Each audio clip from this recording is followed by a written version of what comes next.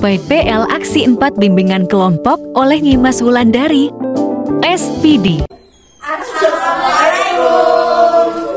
Waalaikumsalam warahmatullahi wabarakatuh. Ayo masuk anak-anak. Masuk. Assalamualaikum warahmatullahi wabarakatuh. Waalaikumsalam warahmatullahi wabarakatuh. Oke, baik. Apa kabarnya semua? Alhamdulillah, luar biasa. Allahu Akbar. Oke ya, alhamdulillah ya, sehat semua ya di sini. Baik, jadi hari ini kita akan mengadakan bimbingan kelompok. Kita berdoa dulu ya. Nah, jadi minta tolong Vivian untuk memimpin doanya dulu. Marilah teman-teman, untuk mengawali pembelajaran pada pagi hari ini ada baiknya kita berdoa menurut agama dan kepercayaan masing-masing. Berdoa mulai. Doa selesai. Sebelumnya sudah tahu apa itu bimbingan kelompok? Belum ya.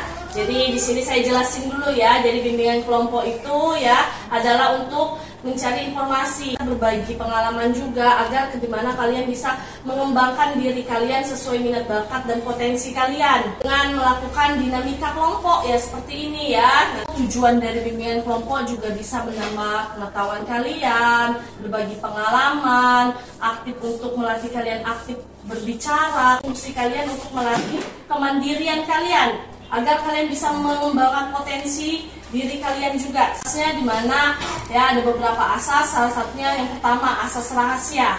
Ya, asas kesukarelaan. Datang ke sini sukarela nggak? Sukarela ya. Asas keterbukaan, asas kekinian. Nah, yang terakhir ada asas kenormatifan. Jadi masih tegang-tegang ya wajahnya ya. Ini nanti kita ice breaking dulu ya. Nama ice breakingnya ya tepuk nyamuk. Nah, sudah ada yang tahu? Belum. Jadi kayak gini aja, tangan kiri ke depan, tangan kanan ditepuk. Nah, tapi kalau ditepuk berarti nyamuknya mati dong. Berarti kalau udah mati nggak bisa main lagi kan? Nah, jadi ya yang lebih seru ya, kalau kata saya tepuk nyamuk kanan, jadi harus menghindar, jangan sampai kena tepuk. Tepuk nyamuk kanan. Sama yang benar. Ayo mundur dulu. Geser. Tepuk nyamuk kiri. Oke, ayo lagi ya. Ayo ya lagi. Tepuk nyamuk kanan. Oke, dua ini yang benar depan. Ya.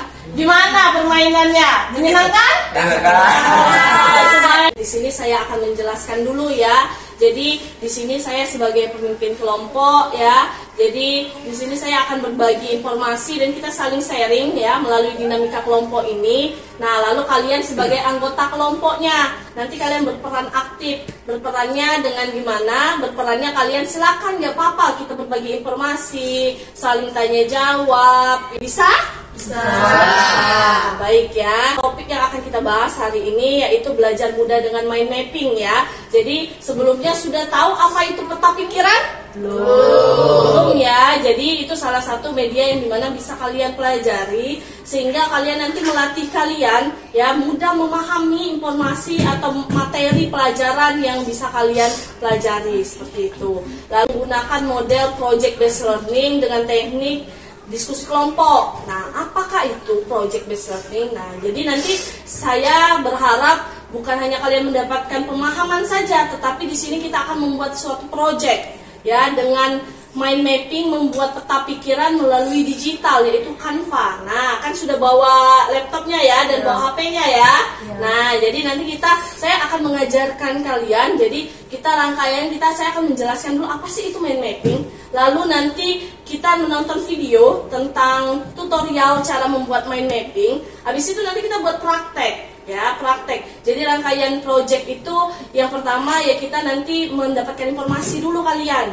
Yang kedua kita merancang project kita. Yang ketiga kita akan merancang jadwalnya. Nanti sekitar 15 menit projectnya. Lalu nanti juga saya melihat dari itu project kalian, kita saling menilai project kalian. Yang terakhir evaluasi. ya. Jadi saya akan mengevaluasi hasil proyeknya, nanti kalian silakan nanti kelompok ya, dibagi 2 kelompok ya, nanti ada kelompok 1 dan kelompok 2. Ini kan kita 8 anggotanya, jadi akan dibagi 4 orang untuk membuat proyek tersebut ya. Nah, sehingga nanti habis terakhir kita presentasikan proyek kalian. Oke, saling mengomentari nanti. Disitulah kita akan lebih aktif lagi. Bisa? Paham? Bisa ya. Kita ini akan masuk ke tahap intinya. Apakah sudah siap semua?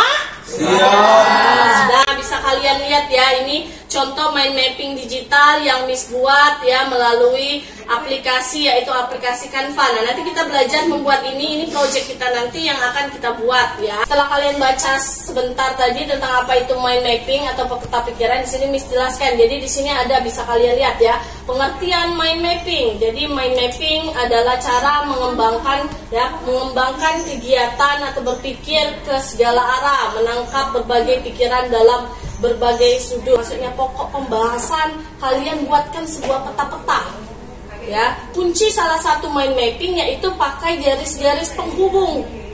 Nah ya, seperti dicontohkan, mind mapping itu pertama kali dikembangkan oleh Tony Buzan ya, seorang psikolog dari Inggris. Manfaat dari mind mapping: membantu otak berkonsentrasi. Esensi materi menjadi jelas. Secara visual relatif lebih jelas urutan dan informasinya. 4. Bila coba Membuat antara ide-ide mudah untuk dilihat. naik, coba yang kelima. Meningkatkan daya ingat menjadi long term memory. Cara menyusun mind mapping, coba Ideal dibaca. 1 apa nak? Tentukan topik utama. Oke, yang kedua coba baca lagi. Buat cabang dari topik utama. Yang Yang ketiga, ketiga buat garis. dalam belajar sehari-hari di kelas, seandainya guru menjelaskan satu topik pelajaran ya, kalian pahami dulu, lalu kalian nanti tulis lagi di buku catatan kalian seperti mind mapping ini. Atau ada yang di sini yang mau bertanya, yang masih bingung? Oke, silakan naik. Gimana? Mengapa mind mapping membantu otak berkonsentrasi? Oke, jadi di sini ada manfaat ya. Salah satunya membantu otak berkonsentrasi. Nah, kira-kira nih ya, dari sedikit penjelasan tadi, ada yang berani untuk menjawabnya dulu? Saya Miss. Oke, coba Cindy. Karena dibuat dengan penuh warna sehingga otak lebih berkonsentrasi saat membacanya. Oke, tepuk tangan dulu untuk Cindy. Benar. Ya, benar ya. Ada lagi yang ingin bertanya? Oke, Amar, coba. Mengapa manfaat dari mind mapping dapat meningkatkan daya ingat menjadi long term memory?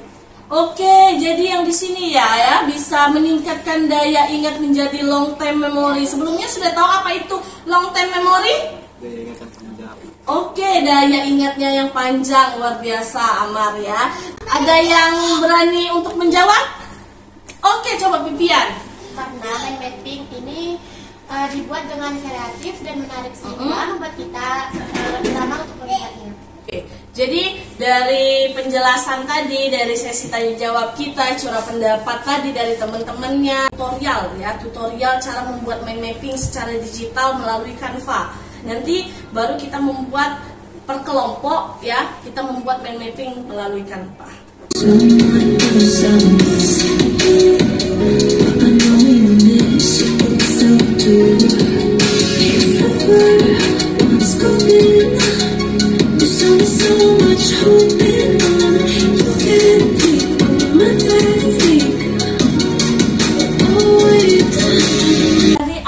Video yang sudah kamu tonton tadi, nah apakah ada yang bisa memberikan komentarnya atau masukannya atau pendapatnya?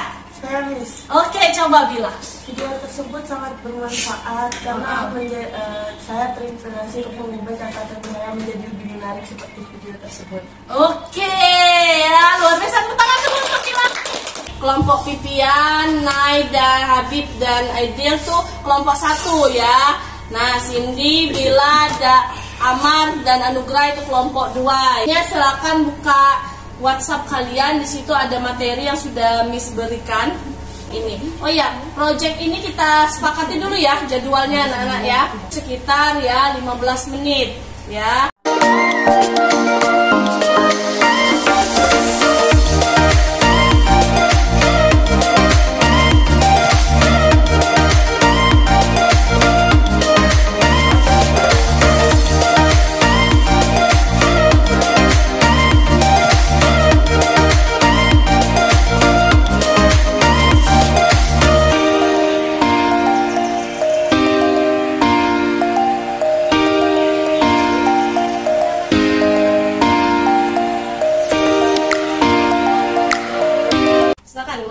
presentasinya kelompok 1. Assalamualaikum warahmatullahi wabarakatuh. Waalaikumsalam warahmatullahi wabarakatuh. Pengertian. Handphone adalah sebuah perangkat telekomunikasi elektronik. Dampak-dampak. Dampak positif, pertama mempermudah komunikasi, kedua menambah pengetahuan tentang pengembangan teknologi. Ini ada yang ingin bertanya? Bagaimana cara kalian menentukan kalimat? Dia akan menjawab pertanyaan misalnya. Kami menentukannya dengan cara membaca materi yang Miss telah berikan dan kami meringkasnya lalu mengeditnya di aplikasi Canvas tersebut. Oke, Cindy, silakan Cindy. Oke. Apa kesimpulan kalian dari teks tersebut? Pengertian handphone, fungsi, Project untuk materi tentang cerdas menggunakan handphone, temanya, konsepnya, dan caranya sangat luar biasa ya, bagus ya, menarik ya. Assalamualaikum warahmatullahi wabarakatuh. Waalaikumsalam warahmatullahi wabarakatuh. Sejarah penggunaan handphone. Handphone pertama kali diperkenalkan pada tanggal 3 April 1973. Ingin ditanyakan? Oke, silakan. Aidil, berdiri. Oke, silakan bertanya. Apakah handphone bisa membuat pelajar menjadi kurang pintar? Bersangkutan tentang bagaimana cara penggunaannya. Saya ingin bertanya, apa manfaat dari bermain HP? Manfaat dari penggunaan handphone adalah bisa membantu kita untuk komunikasi. Saya ingin kalian menyimpulkan. Nah, siapa yang bisa menyimpulkan? Ada yang bisa memberikan kesimpulan dari proyek yang telah dibuatkan? Yang telah dibuat? Oke, coba Bila. Mengetahui hal-hal yang bersangkutan dengan handphone. Biasa tepuk tangan untuk Bila. Saya ingin mendengar refleks dari kalian, apa yang kalian rasakan dan kalian pikirkan nih setelah kalian membuat bersama kelompok kalian proyek peta pikiran ya. Ada yang mau memberikan refleksinya? Saya Miss. Oke, Cindy, silakan. Yang saya rasakan karena setelah kerja kelompok tadi, saya bisa bikin project peta pikiran di Canva dengan teman-teman saya dan saya lebih bisa menggunakan handphone secara bijak. Tepuk tangan ke sini. Refleksi analisis dari kalian ya. Apakah peta pikiran ini memiliki manfaat? Ada yang berani?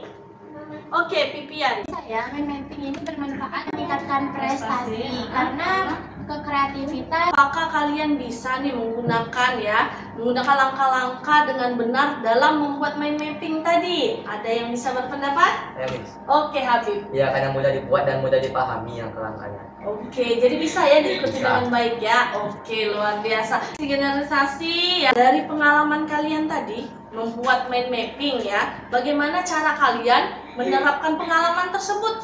Ada yang berani menjawab? Saya Miss. Oke, Nay, coba. Saya akan belajar menentukan ide pokok supaya bisa dituliskan menjadi peta pikiran. Saya akan membuat catatan saya dalam bentuk peta pikiran agar lebih mudah memahami materi tersebut. Oke,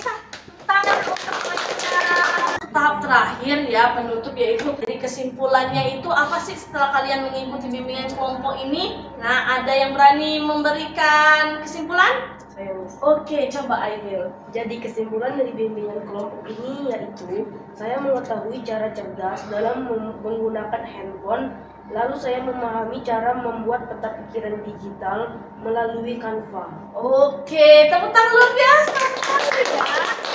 Saya berharap kalian bisa menerapkan itu semua. Materi yang sudah kalian gali, kalian temukan tadi, kalian terapkan dalam kehidupan sehari-hari kalian. Kesan dan pesan kalian mengikuti bimbingan kelompok pada hari ini. Siapa yang berani memberikan kesan dan pesannya? Saya Miss. Oke, coba Ahmad. Saya senang mengikuti kegiatan bimbingan kelompok pada hari ini. Setelah mengikuti kegiatan pada hari ini, saya mengetahui cara penggunaan handphone yang baik dan benar, dampak positif dan negatif, dan saya juga mengetahui bagaimana cara membuat mind mapping dan apa manfaat dari mind mapping tersebut. Pesan saya dari kegiatan bimbingan kelompok pada hari ini, saya harap manfaat dari penggunaan handphone tadi dapat diterapkan dalam kehidupan sehari-hari, dan mind mapping tersebut yang sudah dijelaskan dapat digunakan dalam pembelajaran sehari-hari agar lebih memudahkan dan tidak membuat kita bosan saat belajar. Oke, luar biasa kesan dan pesannya ya.